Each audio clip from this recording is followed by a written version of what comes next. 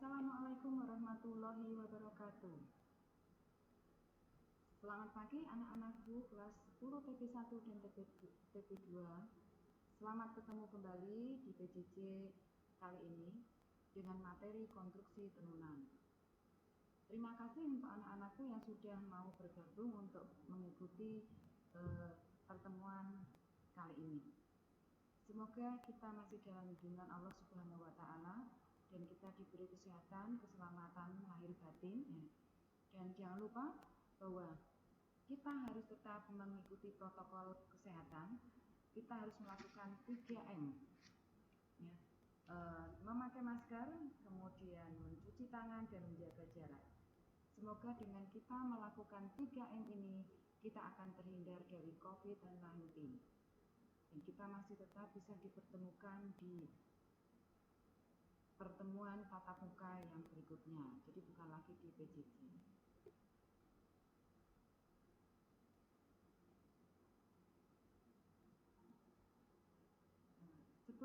Sebelum Putri penerangkan untuk materi yang materi yang konstruksi tekstil,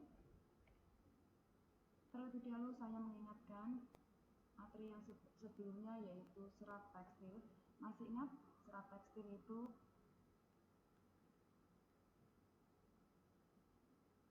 Nah, kalau kalian masih ingat, kita lihat ada beberapa. Di sini ada serabut kelapa, ada kemudian jerami, ada serat buah. Ini adalah masing-masing dari serat tekstil. Masih ya? Ya. Kemudian kita juga masih mengingat penggolongan serat tekstil, yaitu ada serat alam, serat buatan, ya. Kemudian serat alam itu terbagi menjadi serat protein hewani, serat selulos, dan serat mineral. Dan serat buatan ada serat organik dan serat anorganik. Oke, masih ingat ya? Ya, berikutnya kita lihat ada gambar orang menenun, kemudian ada beberapa jenis kain dari hasil tenunan itu. Karena nanti kita akan belajar tentang proses penenunan dan juga hasil dari proses menenun itu. Tidak asing bagi kalian ya, ada beberapa kain. Di sini ada tulisannya kain twill cotton, ada satin silk Jepang, velvet silk, dan sebagainya. Oke, untuk materi yang akan saya jelaskan kali ini yaitu konstruksi tenunan. Sebelum kita masuk ke materi yang konstruksi tenunan, terlebih dahulu saya jelaskan tentang tujuan pembelajaran konstruksi tenunan. Jadi setelah pembelajaran konstruksi tenunan ini, diharapkan kalian bisa menjelaskan pengertian konstruksi tenunan dengan tepat dan benar. Kemudian yang kedua, kalian bisa menjelaskan jenis-jenis konstruksi tenunan bahan tekstil dengan tepat dan benar. Dan yang ketiga, menjelaskan ciri-ciri dari setiap jenis tenunan bahan tekstil dengan tepat dan benar. Nanti sebagai bahan prakteknya, kalian dituntut untuk membuat konstruksi tenunan dari bahan lain, yaitu berupa anyaman konstruksi tenunan. Oke, ya, kita masuki ke materi, yaitu pengertian tenunan. Tenunan merupakan teknik dalam pembuatan kain yang dibuat dengan asas prinsip yang sederhana, yaitu dengan menggabungkan benang secara memanjang dan melintang. Dengan kata lain, bersilangnya antara benang lusi dan pakan secara bergantian dan membentuk sudut 90 derajat sehingga tenunan yang dibuat itu akan menjadi kuat, licin, dan halus. Ya. Jadi benang lusi dan benang pakan itu saling bersilangan dan dipadatkan sehingga menjadi sebuah kain yang kita pakai.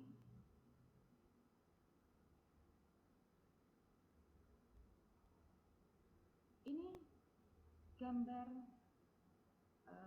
alat tenun yang mungkin zaman dahulu sering dipakai oleh orang-orang zaman dulu atau nenek moyang kita zaman dahulu menenun seperti ini.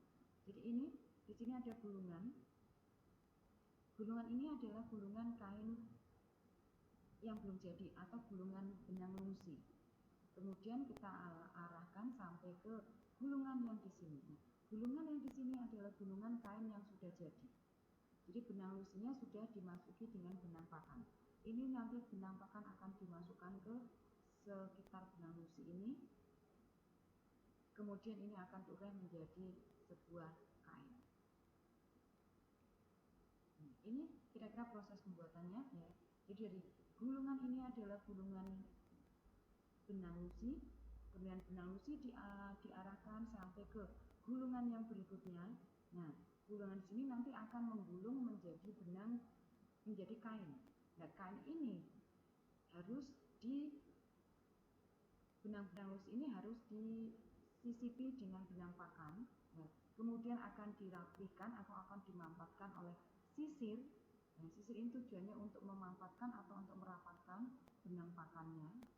Nah, yang ini gun atau kamran ini ada gun 1 dan gun 2. Gun 1 untuk mengangkat dan gun 2, gun 1 diangkat dan gun 1-nya ke bawah. Jadi ada lubang tengah-tengah yang tempat untuk melempar benang pakannya. Kira-kira seperti itu proses pembuatan kain ya. Ini contoh kain atau benang lusi yang nyata atau yang betul-betul yang untuk tenunannya tuh kira-kira seperti ini. Dan ini yang kayu coklat ini adalah sisirnya atau untuk merapatkannya. Dan di bagian lubang sini sebelum kayu hitam ini atau yang merapatkan ini dipapetkan, dimasukkan benang pakannya. Ini sama ya, hanya beda warna. Nah, ini adalah gulungan-gulungan benang pakan yang akan dipakai untuk menyisipi atau untuk mengisi dari benang lusi. Berikutnya kita lihat benang lusinya. Apa sih itu benang lusi? Nah, sebelum kita lihat benang lusi, inilah benang lusi atau ini lusi ini dibentangkan dan ini adalah benang pakan. Ya. Benang lusi disusun sejajar, biasanya memanjang dan tidak bergerak, terikat di kedua ujungnya, yang padanya benang pakan diselipkan. Sebelum menenun dilakukan penganian, yakni memasang benang-benang lusi secara sejajar satu sama lainnya di alat tenun sesuai lebar kain yang diinginkan. Ini benang lusi yang sudah dipasang dan ini nanti sini akan dilemparkan benang pakannya dan dipampatkan atau dirapatkan dengan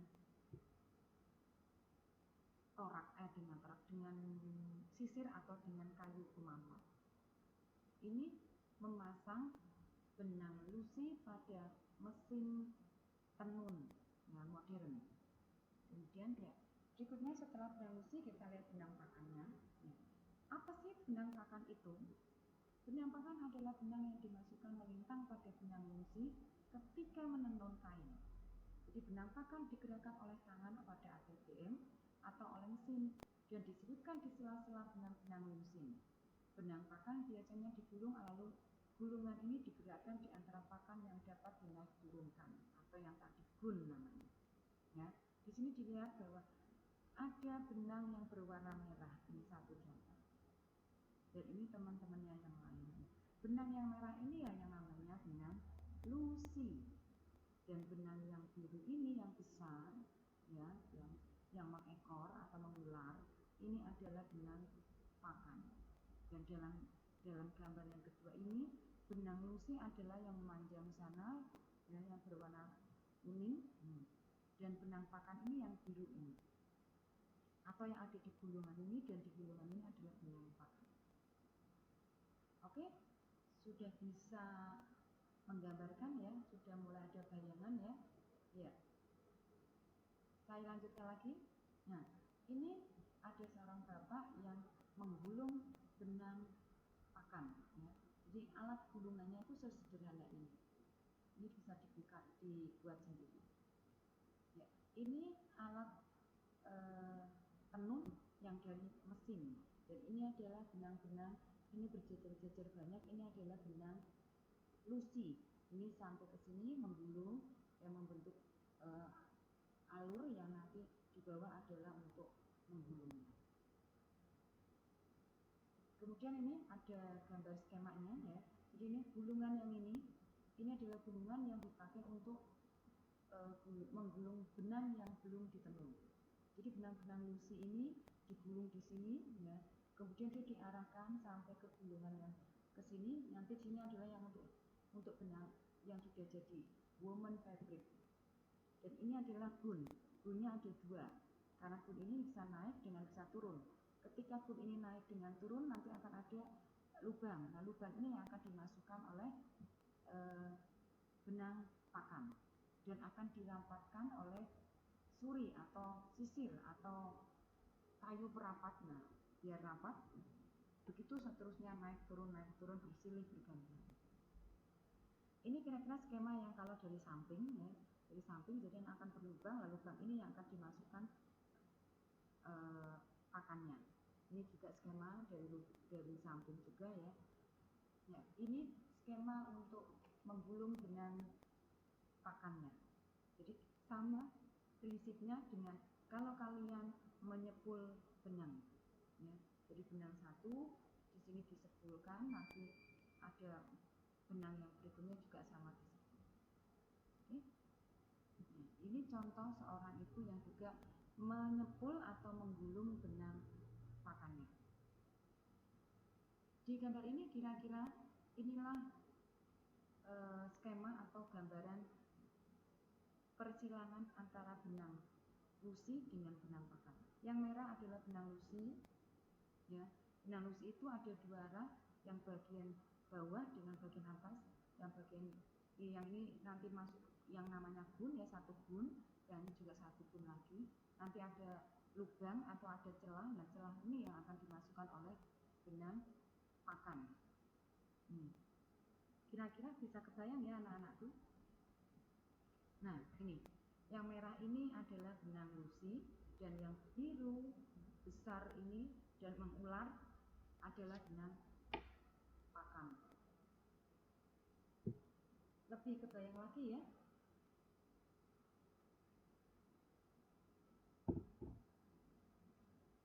Nah, ini hampir sama. Jadi yang namanya tenunan itu berarti pinggiran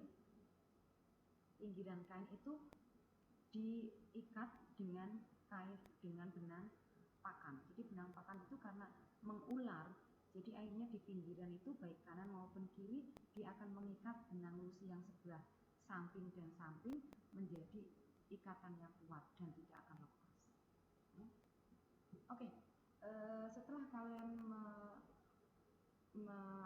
mempelajari diterangkan untuk yang tenunan, kita sekarang akan melihat jenis konstruksi tenunan bahan tekstil ya. Jadi jenis konstruksi tenunan bahan tekstil pada dasarnya ada 3. Jadi ini adalah tenunan dasar. Tenunan dasar untuk membuat bahan tekstil itu 3. Yang pertama adalah tenun polos, yang kedua adalah tenun silang, yang ketiga adalah tenunan satin.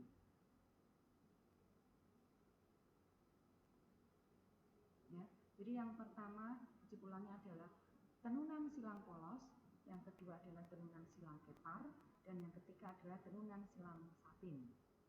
Oke, kita akan belajar satu-satu. Apa sih itu tenun silang polos? Apa sih itu tenun silang kepar? Dan apa itu tenun silang satin? Dan juga yang termasuk golongan tenun silang polos itu apa? Dan bagaimana ciri-ciri dari masing-masing tenun tersebut?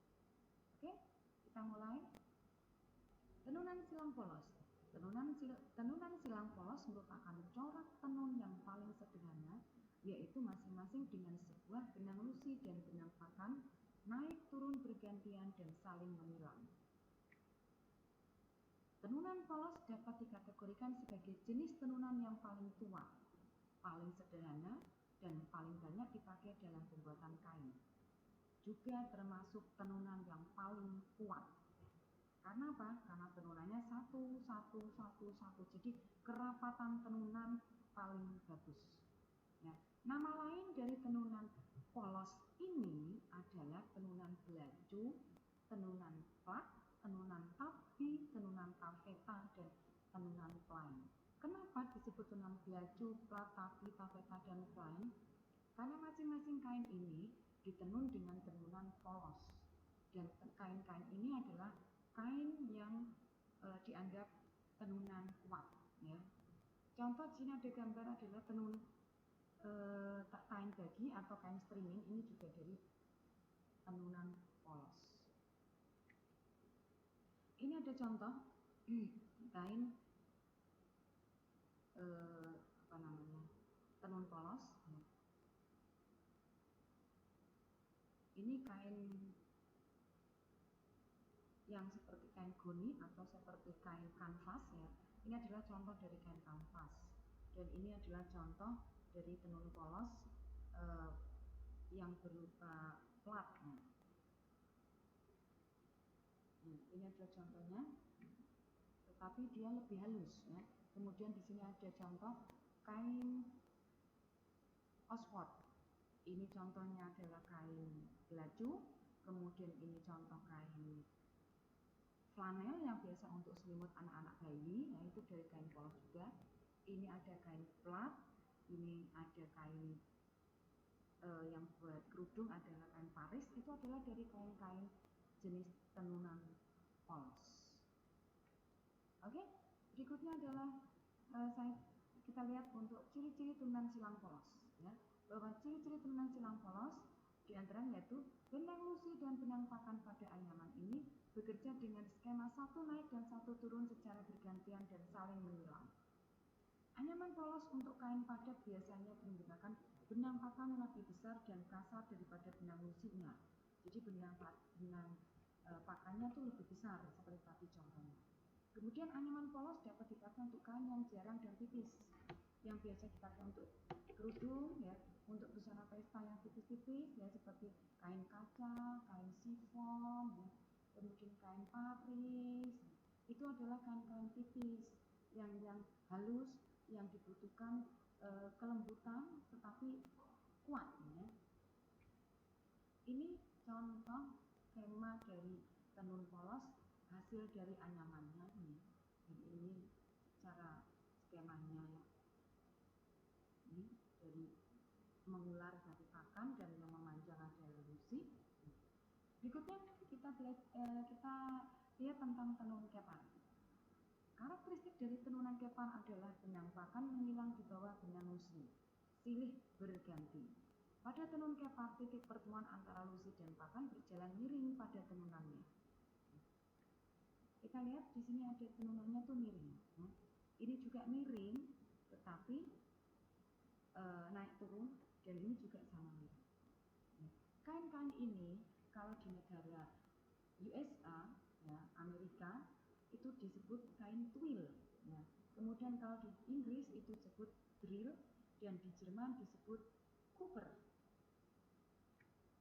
Dan kain-kain anyaman kepar ini antara bagian depan dengan bagian belakang silangannya berbeda. Kalau bagian depan misalkan silangnya ke kanan, bagian buruknya adalah silangnya ke kiri. Jadi kebalikannya. Oke? Kemudian ciri-ciri dari tenun silang kepar yaitu pada tenun kepar, titik pertemuan antara lusi dan pakan berjalan miring. Pada tenunannya membentuk sudut 45 derajat terhadap garis horizontal. Kemudian tampilan kain pada permukaan atas dan bawahnya berlainan. Oke? Iya. Ini contohnya bahwa miring, tenunan silang kepar itu miring, ya. Kemudian dia membentuk sudut 45 derajat, ya. Membentuk sudut 45 derajat.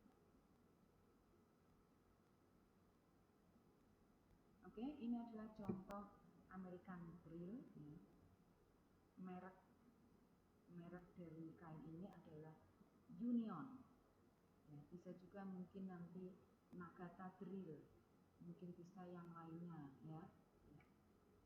Ini contoh tenunan kepar yang biasa kita lihat adalah untuk karung goni, ya. Dan berikutnya adalah tenunan yang terakhir adalah tenunan silang satin.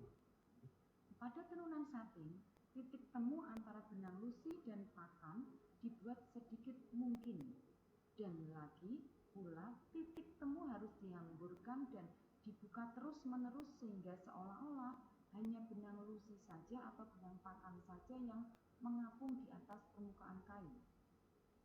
Jadi kita lihat di sini bahwa benang pakan hanya terlihat titik-titiknya, jadi jauh sekali. Sementara benang lusinya begitu dekat saling berhimpit. Ya, kalau benang lusinya saling berhimpit, berarti ini disebut adalah silang satin lusi. Kalau yang justru benang pakannya yang berhimpit, berarti namanya tenunan silang satin pakan. Ya. Dan dalam dunia tekstil satin dapat digunakan untuk mendeskripsikan.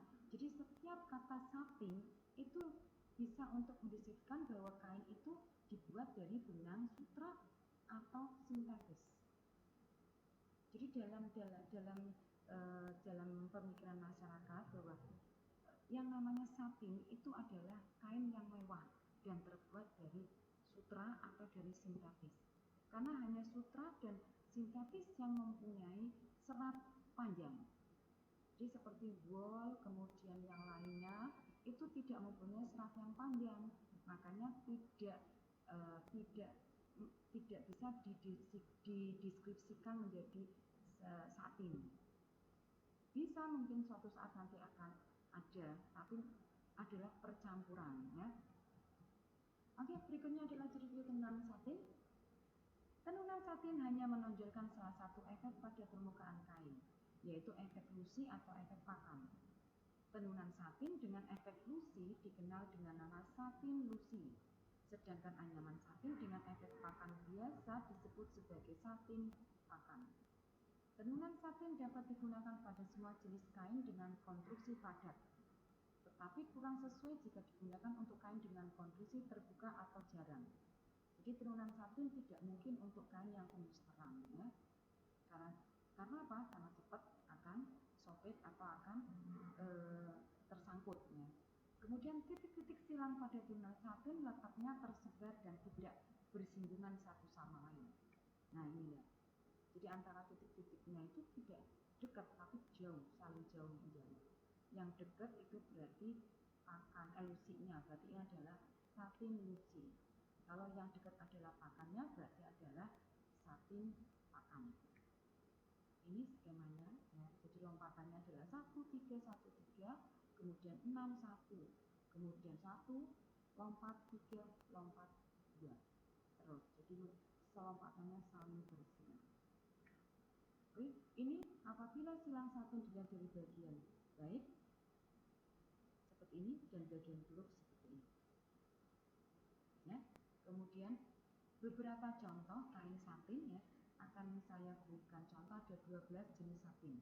Yang pertama adalah satin dukas atau satin bridal. Satin ini biasanya dipakai untuk busana pengantin karena dia terlihat mewah sekali dan kaku. Jadi kalau busana pengantin terlihat kaku, terlihat cantiknya, terlihat mewahnya itu di situ, ya. Kemudian ada satin fakon atau satin jaguar. Kenapa disebut satin jaguar?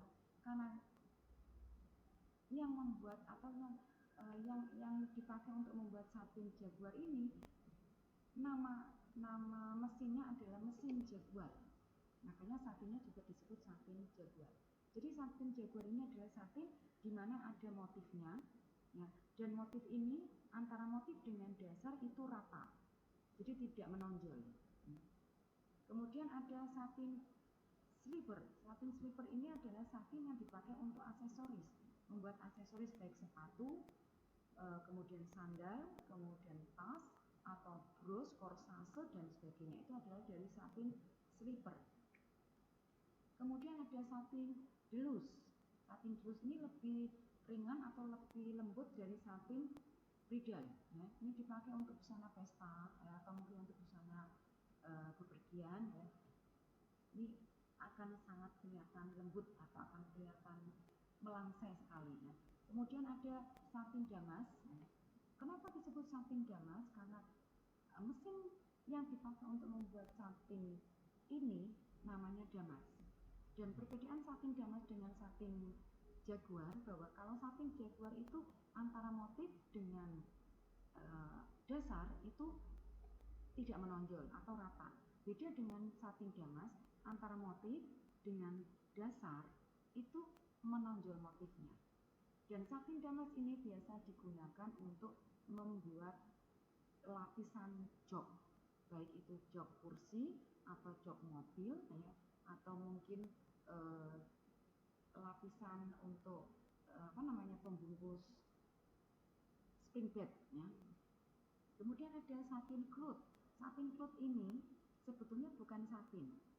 Ini adalah satin yang terbuat satu-satunya satin yang terbuat dari kain bukan filamen atau kain filamen pendek atau mungkin juga kain katun ya, yang dibuat tenunan satin. Jadi biasanya kain ini akan ada sedikit bulunya atau dia tidak mengeluarkan kilau, karena memang dibuat bukan dari serat sutra atau serat sintetis.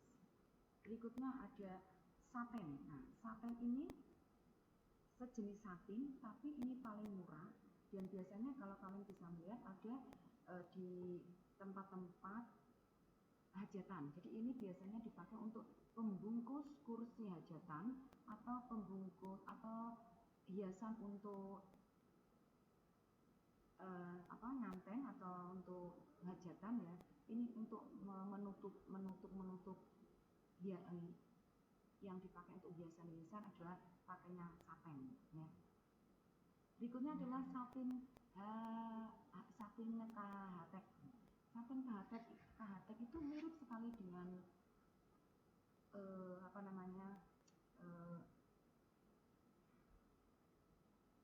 yang untuk membuat tas itu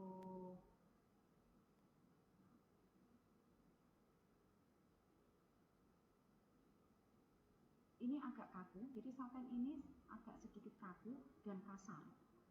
Dia akan dipakai untuk membuat spanduk, seperti spanduk atau mungkin souvenir atau kerajinan ya. Jadi dia mirip sekali dengan spoon bun ya. Kalian tahu kan spoon bun itu yang biasa untuk tas bawaan untuk hajatan dan sebagainya. Ini mirip sekali dengan spoon bun, hanya spoon bun itu agak kasar ya. Kalau ini halus tetapi kaku.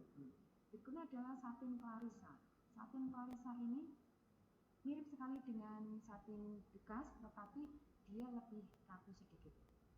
Dipakai juga untuk busana pesta atau untuk busana bepergian. Berikutnya saya lanjutkan untuk satin silk atau satin sutra. Ini memang terbuat dari sutra, dan ini adalah satin yang paling mahal ya. Kemudian ada satin velvet, ini yang ada di bagian leher atau kerah. Ini satin double atau satin yang filonnya bagus ya ini. Kemudian ada satin Roberto. Satin Roberto ini biasanya kalian bisa melihatnya seperti kain seruti ya. Ini adalah kain seruti. Kalau kain seruti itu ada kilonya, berarti adalah satin Roberto. Kalau kain seruti itu tidak punya kilo baik bagian depan maupun belakang, berarti itu bukan termasuk satin Roberto, tapi dia adalah kain seruti yang ditenun dengan silang mungkin polos, mungkin juga silang kepar ya. Di sini ada beberapa contoh variasi dari anyaman yang nanti mungkin akan bisa menjadi inspirasi kalian untuk kalian membuat anyamannya. Oke, ya, di ini ada beberapa anyaman yang bisa kalian pakai untuk menginspirasi nanti saat kalian saya tugaskan untuk membuat beberapa macam anyaman dasar, yaitu anyaman polos, anyaman silang, dan anyaman kepar ya. Demikian kira-kira yang bisa saya berikan untuk materi konstruksi kali ini. Apabila kalian kurang jelas, kalian bisa WA grup ya, kita konsultasi di WA grup ya. Kemudian kita tetap bisa menyelesaikan tugas ini dengan sebaik-baiknya dengan waktu yang sudah saya berikan ya, dengan tengah waktu yang sudah ada, sambil tetap kita berkonsultasi, tetap jaga kesehatan, jangan lupa bahwa kita tetap harus pembelajaran sekalipun kondisinya belum memungkinkan. Oke, demikian yang kira-kira yang bisa saya sampaikan tentang materi tenunan. Saya garis bawahi lagi bahwa tenunan itu dasarnya ada 3 dasar, yaitu tenunan silang polos, silang kepar, dan silang satin. Masing-masing silang itu punya ciri-ciri tersendiri, dan masing-masing silang itu cara mengerjakannya juga sendiri-sendiri. Kalian akan lebih paham lagi kalau nanti kalian akan membuat silang-silang tersebut, kemudian kalian bisa mempraktekannya. Oke, demikian yang bisa saya sampaikan. Sebelum saya tutup, saya sampaikan beberapa ada tugas yang harus kalian selesaikan, yaitu ada jawaban, ada 10 jawaban yang sesuai dengan materi, kemudian ada konstruksi tenunan, membuat untuk konstruksi tenunan yang dibuat dari beberapa macam bahan. Salah satunya bisa kalian beli yang ada di sekitar kalian, yang tidak usah membeli ya. Saya harapkan tidak usah membeli. Contoh misalkan ada daun lontar atau daun palem ya, ini mungkin ada di sekitar kalian, cari yang sudah kering ya, misalnya sudah, atau kalau tidak kalian keringkan di panas matahari ya. Kemudian bisa juga ini mendong atau daun atau suket rumput gajah ya. Nah, ini bisa kalian pakai, dikeringkan, nanti bisa kalian untuk anyam ya. Kemudian sebelum saya akhiri lagi, kalian silakan bisa mencari kain dari 3 jenis konstruksi tenun dasar itu, yaitu silang polos, tenunan kepar, dan tenunan satin. Masing-masing anak saya harapkan kalian mengumpulkan atau menyiapkan 2 buah. Jadi 2 tenunan dasar, 2 tenunan polos, 2 tenunan satin, dan 2 tenunan kepar.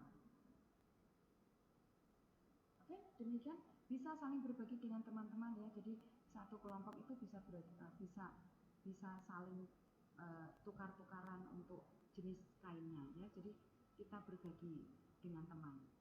Oke, demikian yang bisa saya sampaikan. Kalau ada salah katanya saya minta maaf, dan kita nanti ketemu di kesempatan yang lainnya.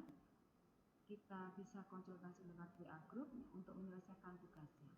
Demikian yang bisa saya sampaikan. Saya ucapkan terima kasih kepada kalian kelas TP1 dan TP2. Ya, akhir kata, wabillahi taufiq wal hidayah. Wassalamualaikum warahmatullahi wabarakatuh.